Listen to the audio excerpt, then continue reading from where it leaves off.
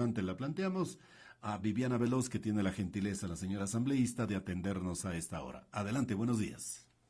Buenos días, un abrazo para ustedes y también para toda la audiencia de la radio de la Asamblea Nacional. Todos los planteamientos que están incorporados en la solicitud de juicio político que hoy se encuentra en manos de la Corte Constitucional fueron fundamentados en legal y debida forma de acuerdo a las conductas del presidente de la República, Guillermo Lasso, y al haber incurrido según esta solicitud de juicio político en los delitos de concusión y peculado. Ahora estamos a la espera de que la Corte Constitucional se pronuncie de lo que hemos invocado nosotros, que el presidente ha incurrido en los delitos en contra de la administración pública en el 129 numeral 2 de la Constitución, y que de esta forma la Corte le dé una salida pacífica y democrática a un mal gobierno, a un presidente que no pudo construir confianza ni transparencia y que también es un clamor del pueblo ecuatoriano. Hubo un grupo fáctico, mediático,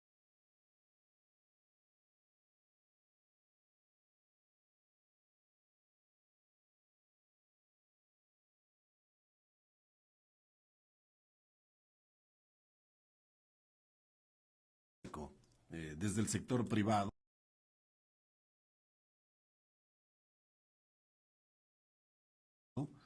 que quizás jugó un papel desorientador en esta primera etapa del proceso. Y entre ellos también han querido tergiversar la norma, que han querido tergiversar la razón de un juicio político, queriendo confundir a la ciudadanía que no existe una sentencia con carácter penal y que por esto la Asamblea no es competente para llevar a cabo esta solicitud de juicio político, olvidándose de la naturaleza del juicio político, que se funda en culpas políticas y está subordinado a un juzgamiento político. ¿Y qué es lo que hemos dicho? Que los legisladores tenemos que hacer nuestro trabajo bajo el imperio de la Constitución y de la ley, y que debemos encarnar e interpretar el sentimiento del más del 90% de ecuatorianos que anhelan que este gobierno, por el bien de sus familias, se vaya a su casa, porque no podemos ser responsables, ni la Corte puede ser responsable de las infaustas consecuencias que podrían venir por no permitir una salida democrática, institucional y constitucional del presidente de la República, Guillermo Lasso, y también porque no se puede tolerar en un Estado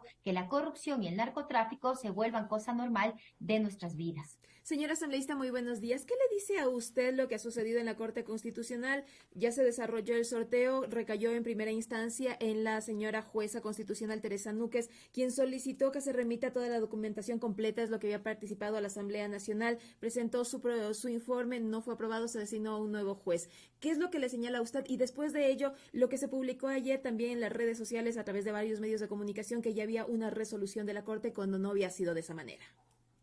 Bueno, primero quiero señalar que lo solicitado por la doctora Teresa Núquez era irregular, y hoy sabemos por qué solicitaba las actas, las votaciones y todo lo que se desarrolló dentro del proceso parlamentario, cuando el artículo 148 de la Ley de Garantías Jurisdiccionales solo le da competencia a la jueza y a los otros 8 jueces de la Corte Constitucional de examinar la solicitud de juicio político que se cumplan con los requisitos formales, y no entrar al análisis de fondo, porque eso resulta improcedente e incluso resultaba preocupante, porque incluso existe ya jurisprudencia de esta misma Corte en un caso similar en contra del ex vicepresidente Jorge Glass, en el que la Corte dejó claro que su análisis era exclusivamente de cuestiones de forma sobre la solicitud, que estaba en 22 páginas y que se remitió a la Corte Constitucional, y jamás en ese momento se analizó ni el procedimiento parlamentario, sino que se concentraron específicamente en lo que determina el artículo 129. Ahora ya sabemos por qué la jueza solicitaba eso, porque la jueza quería emitir un fallo que sostenga en el gobierno al presidente de la República, Guillermo Lasso, inobservando lo que dice la Constitución y la Ley Orgánica de Garantías Jurisdiccionales. Ahora, después de que no obtuvo los votos de mayoría para aprobar el archivo de la solicitud de juicio político, solo fue el voto de la jueza Núquez y 2 votos más del doctor Herrería y de la doctora Corral, lo que se procedió a hacer es lo que determina tanto el artículo 38 del reglamento de la Corte Constitucional y así también el artículo 195 de la Ley de Garantías Jurisdiccionales. Se ha recaído esta elaboración de proyecto de dictamen en los 2 jueces, tanto el doctor Ortiz como el doctor Ali Lozada, presidente de la Corte Constitucional, quien deben presentar este proyecto de dictamen máximo hasta el día de mañana y proceder también a votar máximo hasta el día de mañana, y esa decisión remitirla a la Asamblea Nacional para saber si dan paso a la admisibilidad o si se procede al archivo. Pero también ahí hay que hacer una lectura de lo que sucedió. Si la jueza Núquez solicitaba que se archive y los otros 6 jueces estaban en contra de ese archivo, entonces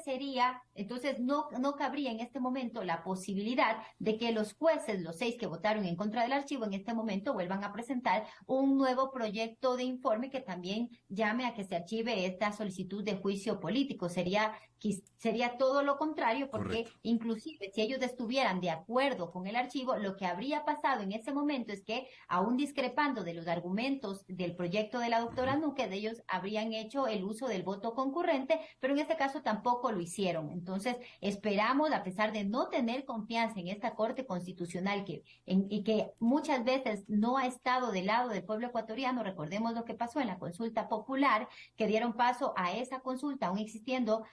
preguntas que eran propias de una constituyente. Esperamos que esta vez la Corte Constitucional no actúe políticamente, sino que actúe jurídicamente apegada a lo que dice la Constitución y la ley, y le permitan al Ecuador tener una salida pacífica a este grave conflicto social, económico y de seguridad que día a día sufrimos los ecuatorianos. Viviana.